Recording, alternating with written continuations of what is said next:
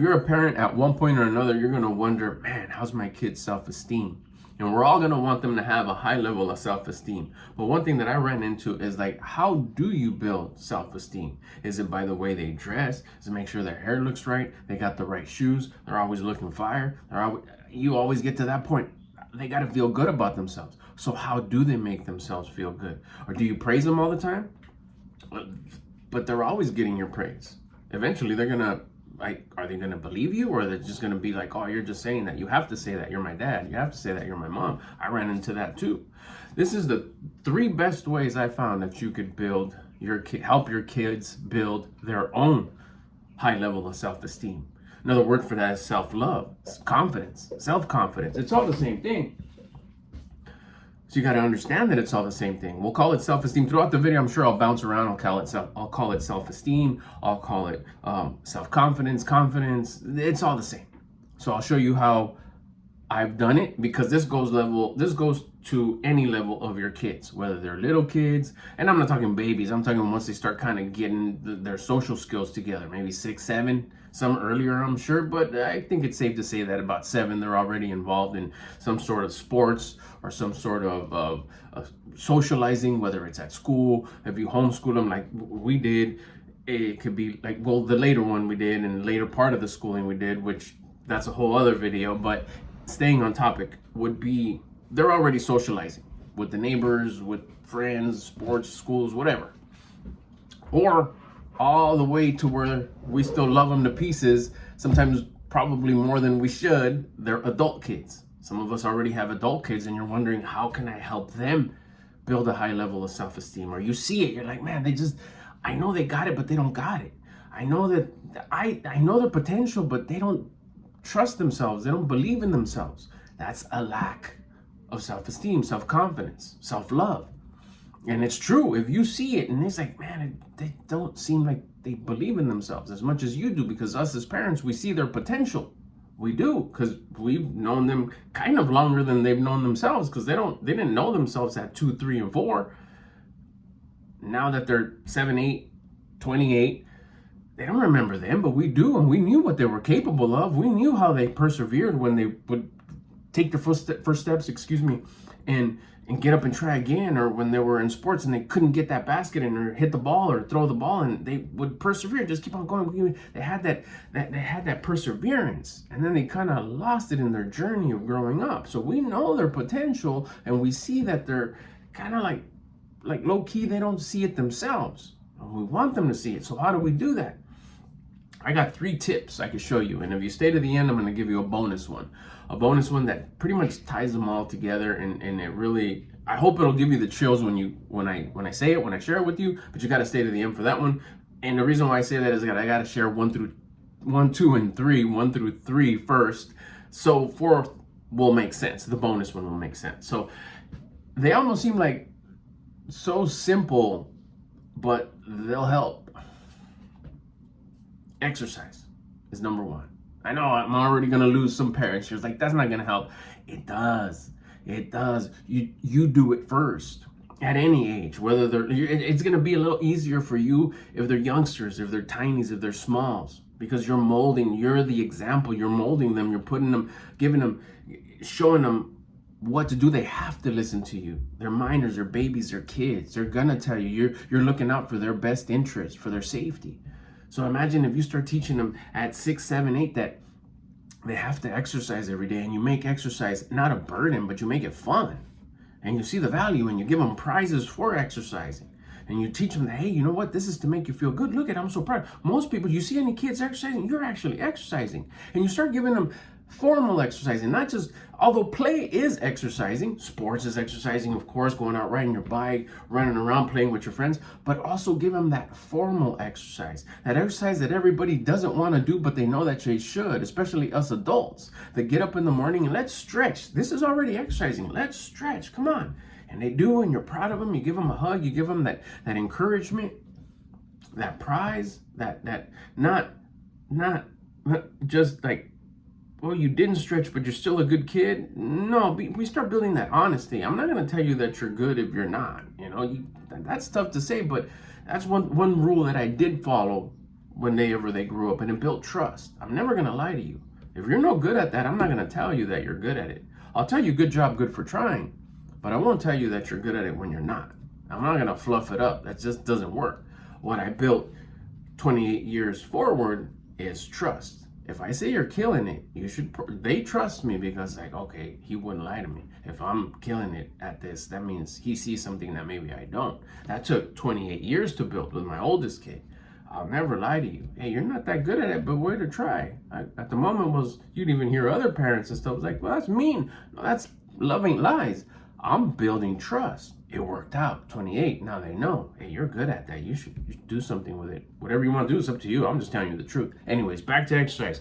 You get up in the morning, you teach them that, okay, let's go. Let's do a couple push-ups up against the counter. Because they're building their muscles. They're young. Up against the wall, up against the table. Good job. Do 2, do 3. Yeah, we got our work on it. Good job. Start desensitizing those words and making them lifestyle. We have to. It's not an option. We have to.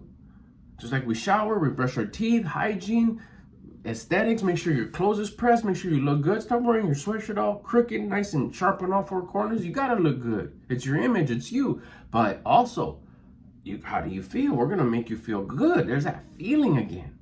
Without your clothes, without the fancy shoes, without the cool haircut, without the cool toys and the cool games and bikes and all that good stuff, all the technology, none of that. We got to make them feel good without it. Starts off with exercise. Wake up in the morning, we stretch, do a couple push-ups, do some lunges. No weights, just lunges. Body, all kinesthetics, all body weight. Do some squats. Come on, here we go. Let's do 5 squats. But we got to do it with them. We got to do it with them. And we do the high fives. We do the good jobs. We do the hugs. This is all formal exercise that we start teaching them how to do. Body squats, push-ups, leg lifts, sit-ups. Simple stuff right there on the side of their bed. And you teach them that the side of their bed is the best gym because they don't got to go anywhere and it's free. But we got to do it first.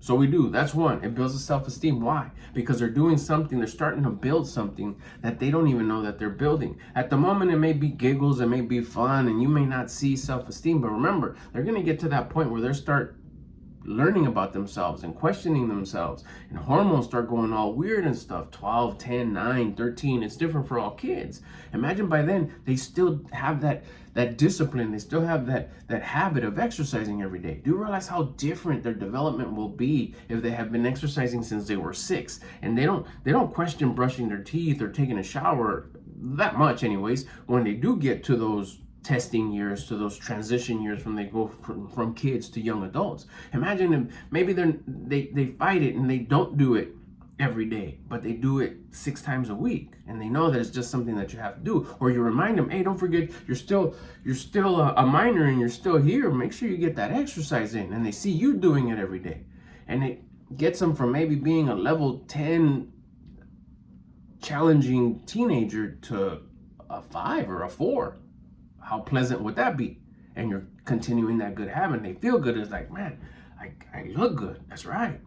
Most kids around their age, they didn't start since they were 6. So they're going to feel different. They're going to look different.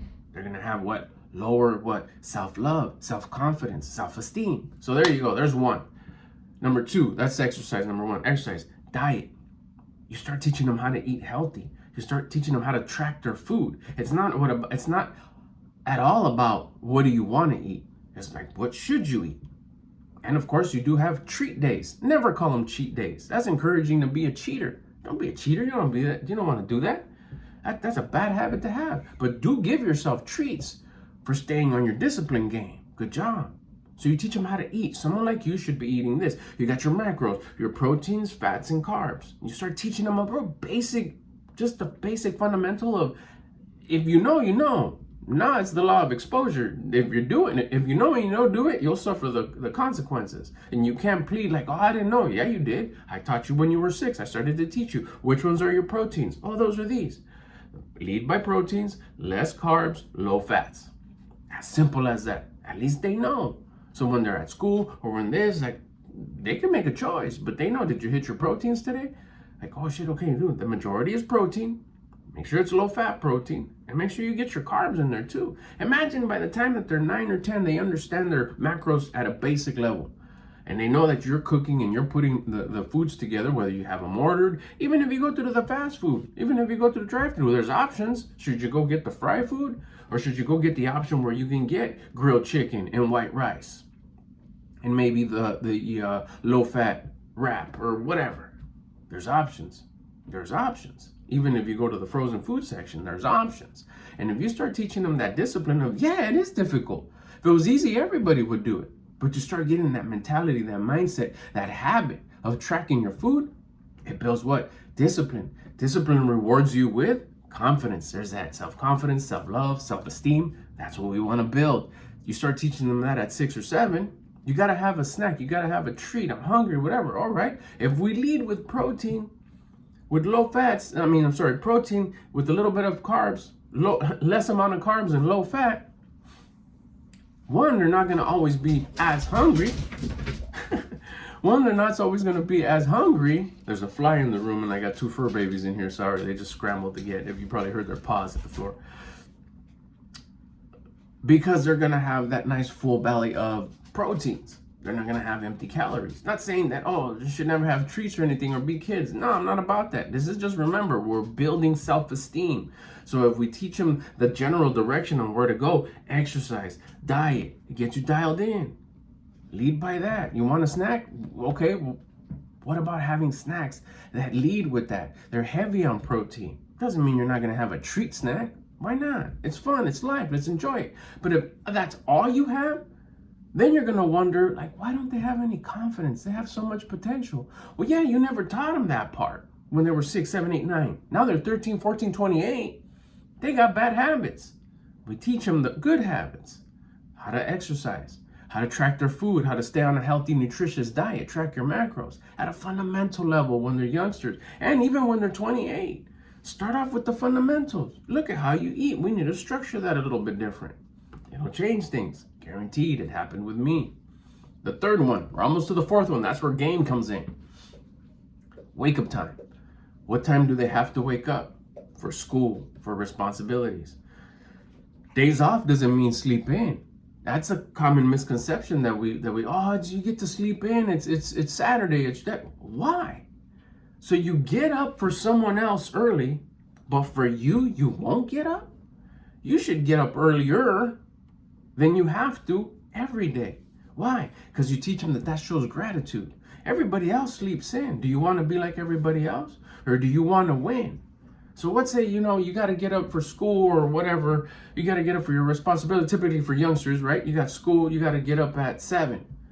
Tell you what, and you don't do it low key. We have to be at school at 8. I don't know what time kids go to school now. We'll just say 8. You got to go to school at 8. We usually got to get up at 7. Gives you time to get ready, wake up, exercise, have a good breakfast, get things going, led by proteins, followed by carbs, low fat. Let's get you up 15 minutes early. What for? Because that's what winners do. You want to win? I want to feel like a winner. You want to feel like a winner? Yeah, okay. So you got to get up at 7. Let's beat the clock. And if we could do it all week, you get a prize. What's the prize? Whatever your youngster likes to do. You pour it on a little bit. Whatever it is. We won't get into that. I'm sure you can figure it out. So when does, even on Saturdays, let's say Saturdays is the day off. You got to get up. But why are we going to sleep in? Why is sleeping in a prize? Sleeping in is, it's almost like you're not being grateful for being, it's your day off. Shouldn't you get up early anyways to enjoy it? Yes, the answer is yes. We're misprogrammed and we're supposed to, sleeping in is a treat. No, it's overconsumption of something that's good. We're pleasure chasing. That's like, let's get the extra fries instead of getting less fries. That's like getting the cheat day. Let's have 2-3 cheat days. Like, why are we pleasure chasing? Why are we chasing the things that gives us comfortability? Teach them how to chase the things, not chase the things. I'm sorry, let me rephrase it because I don't want to use that word. Let them teach them how to go up against the things that we don't want to do. Of course we don't want to get up early. Of course we don't want to track our food. Of course we don't want to exercise. That's why most of us don't do it. So if we teach that to the youngsters at a younger age, you'll start building that discipline. It is difficult to get up early on your day off, especially when you know everybody else isn't. Let's get up, but let's reward it. What are we going to do at 6:45? We're going to stretch. We're going to do our exercise. Let's go watch cartoons. Let's go do something fun. Make the day fun. Make the day rewarding. Remind him, isn't it so cool that we got up early today and we got to do all this? Yeah, it's great. Good. That's discipline. Good job. Most people don't get up. You did. You could even take them out. Take them out in the town. A nice warm day, a nice spring, summer day. Look at everybody's asleep. Let me read you a story. You start picking and choosing stories that is about waking up early, is about self-esteem, is about self-love. Read the stories first. Like, this is a good book about waking up early, about getting stuff done, about discipline. The Three Little Pigs. We got the discipline one, and we got the pleasure chasing one, and then we got the one in the middle. Really, the one in the middle is just as bad as the lazy one. There's only one strong, disciplined, high level of self-esteem, high confidence pig. Is the brick one, the one who built the house with bricks. We all know how that ends up. Stories such as that one. So those are the three things on how you can start building your kids' self-esteem in a simple, basic way. This ain't no hardcore stuff. This is simple. Exercise, diet, wake up time. Now I'm going to hit you with number 4, the bonus one. If you stayed here, make sure you hit the subscribe button. Also, while you're at it, hit the like button. Tell you about comments and stuff later on, but right here, this is the time right here. Go find that button and hit the subscribe button. Make sure you're subscribed. I'm gonna give you the 4th one right here. This ties them all together. This is the biggest one for me. That one that when I learned it, it was like, oh my gosh, I can't believe I didn't do that. I know it sounds harsh, but to me, it's like I really messed up at being a dad because I didn't learn this one till way after. So now I'm playing makeup, and now it's like, okay, now do this. I'm here now. I might have not done it before, my bad, but I'm doing it now, so there's no excuses for you to. I tell my kids, we have to be the example. You lead by example. You don't lead by nagging. You don't lead by scolding. You don't lead by repeating. What is it? Kids never listen to their parents, but they never fail to emulate them. We need to be that image. So when they're having a tough day during emotional, hormonal times, you keep on doing you. You keep on what? Exercising, dieting, and waking up early. Exercise, dieting, waking up early. 8 days a week. What? And you keep on doing it. Boom, boom, boom. The harder the day, the earlier the wake up. The harder the life situation that's happening, the harder the exercising. The harder the challenge of that day, the issue, I'm having such a bad day. The harder the diet, the harder you pull back. And you speak on it. You express it. I'm having such a tough day. I'm so grateful for it. I'm gonna go hit another workout. I'm gonna do a few more push-ups. And you teach them that that's how you build the discipline. What do you want so much discipline for? So I can get confidence, so I can feel good. And you'll radiate your own self-esteem.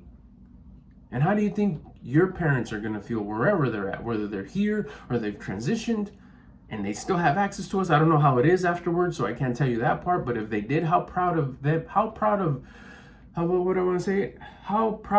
you would they be if they see that you're building your confidence, your self-esteem? Probably as much as you would be to see your little one build their confidence and their self-esteem. So be the example. If you do it, you're going to make your parents proud. If they're still around, and if they're not, maybe they're watching from the step after this. But you're still here with your little ones. You be the example, and watch how by you teaching them at any age, any stage of their life that they're at, whether they're 28 or just 8, you be the example of building your self-esteem, your confidence, your self-love. It's all the same thing. And you do that by building your discipline. See, confidence, self-love, self-esteem is something that we're rewarded with by building our discipline. Discipline is the opposite of pleasure chasing. Discipline is the opposite of seeking pleasure, of seeking comfortability. Discipline is doing the things we don't want to do when we don't want to do them and we know that we should, such as exercising, dieting, and waking up early. Those are consistent. Those are sustainable. They happen every day, multiple times a day, some of them. Like the dieting and the exercising. The wake up time, you get 1 shot a day, but 365 of them a year. Let's go. You have options. You have a choice to make. If you're the example and you continuously do it, and as you start at a young age and you continuously do it and they're watching you, because remember, they never fail to emulate, and you plant that seed at an early age, they'll see that, hey, this works. My mom, my dad, whatever. They're disciplined, they're confident, they walk in a room and they're feeling good about themselves. whatever they do, they radiate the self-love. They'll start seeing it because they'll compare with other parents, like, hey, other parents ain't like this, right? Because I'm different. I have a high level of discipline. Discipline is rare, and rare things are valuable. Be that rare person, be that rare example. So they could also pick it up along the way. So you want your kid, that's number 4 right there. That's game right there. That's free game right there. Apply it. Apply it. At whatever age they're at, even if they're 19, 18, 17, 16, you've never done this before, today's the day you start. And if they ain't trying to hear you because they're just like, what do you know? You start building yourself. You start exercising. You start dieting. You start waking up early, 7 days a week. And in a short period of time, watch how they'll kind of double take on you and be like, hey, what have you been doing? Why you look different? Why you act different? Why you see things different? And it'll just take a short period of time before they start realizing, hey, can you show me what you're doing? It's just a matter of time. Why? Because you're the example. You start becoming rare. You start becoming valuable. And who doesn't want valuable things? Imagine pulling up one day in a Ferrari. You don't think they'd ask? What's more valuable than a Ferrari? Yourself? Becoming a valuable individual? Or just the car and you're just being angry, upset, unhealthy, ungrateful, whiny, complaining? They may still ask about the car. But maybe we can't get the car right now. What we can get guaranteed is a higher level of attitude, a higher level of discipline, which comes automatically as a universal rule with the higher level of self-esteem, which is the same thing as self-love, confidence, self-confidence. Hope this video helped. If it did, I'm telling you, apply it. If you stayed to this end, make sure you hit the subscribe button. You'll get more of these videos, alerts of when I upload, which I upload daily. Also, don't forget to hit the like button. And if you have any comments, questions, or suggestions, bust them down below. I'm out. I hope this helped. Apply it. I'll see you on the next one.